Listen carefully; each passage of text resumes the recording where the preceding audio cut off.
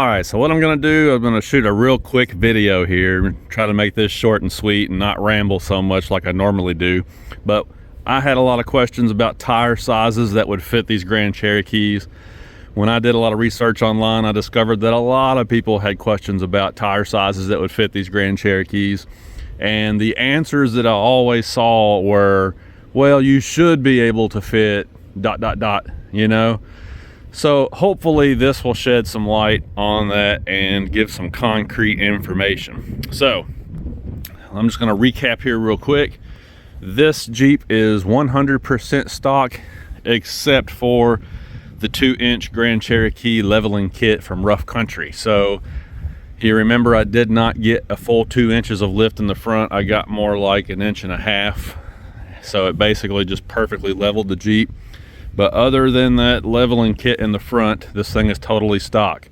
Rear suspension is stock, wheels are stock, no wheel spacers, it's all stock, except for that cheap little $59 leveling kit, okay? So the tires are 265 65 18s, and let's take a look and see what we got here in the front. And it looks like there's good space there in the front. I've turned the tires on purpose so that we can see what your fitment's going to look like, you know, when you steer. There's the clearance at that upper ball joint nut. Got plenty of clearance there. Looks like about 1 inch of clearance there. And of course, with the tire turned this way, you're not going to have any trouble back there. Okay, so now let's go to the other side. Obviously, with the tire turned this way, you're not going to have any trouble there. You can still see you got plenty of space there at the upper ball joint. Back here is where the trouble starts to begin. So you can see there that there's maybe 1/8 of an inch. And you can see, just barely see daylight there. Okay. So if you take this Jeep off-road, which I plan to do, this is probably going to get rubbed. Now obviously that's felt material. You can see that it's kind of loose in there. So if the tire rubs that a little bit, it's probably not going to be a problem. But I just wanted to show you how close that is, okay? So 265 65 18, could you go bigger than this? You can see here that you still got 1 inch or so at the ball joint nut up there. So yes, you could go a little taller, you could go a little wider, but I don't know that you could go wider and taller at the same time. You know what I'm saying?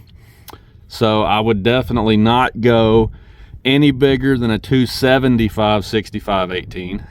I think that's the widest that you would want to go. And I mean, you could probably squeeze, say, a 265 70 under here, and you could probably make that work. Back here you would definitely rub if you did that, but there are people who modify these, people who take hammers and kind of do some, you know, beating on their Jeep to make more space back here. But you could easily make 1 inch of space back there. So yeah, you could probably do a 265 70 18. You could do the 255 70 18, which is the stock size on the Wrangler. That would be something that's definitely doable.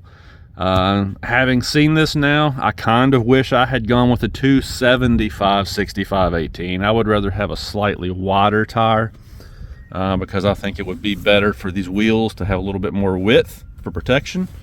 But anyway, yeah, so there's your concrete answers. Yes, you can easily fit a 275 65 in here. You can do a 255 70. You can go a little bit bigger than the 265 65. You can go a little wider if you wanted to. You could go a little taller if you wanted to.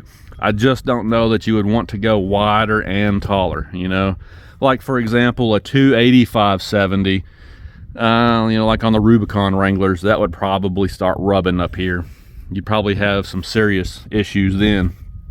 So, you know, again, it's like most Jeeps. If you want to start doing some modification, you want to buy different A-arms, you want to start beating your pinch welds, you want to try wheel spacers, You know, there's lots of different things you can do if you want to modify your Jeep to fit tires.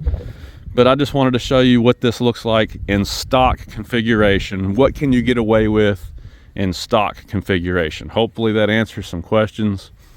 And you got to remember, if you go up a full inch in tire size, you're only going to add a half of an inch at any point around the circumference. You know what I'm saying? So, for example, this is a 265/65. I've got an inch of space here, right there.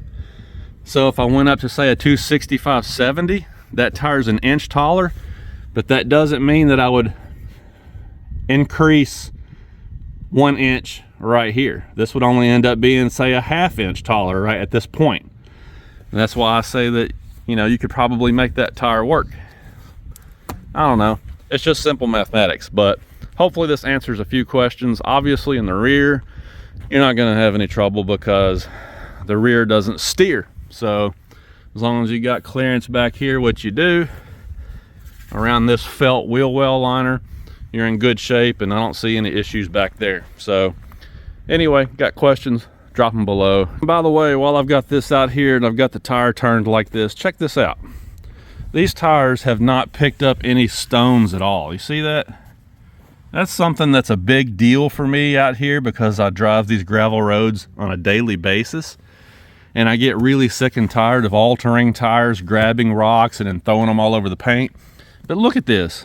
I've been driving these tires up and down this gravel road, and I don't see any stones in the tread at all. I mean, that's very impressive.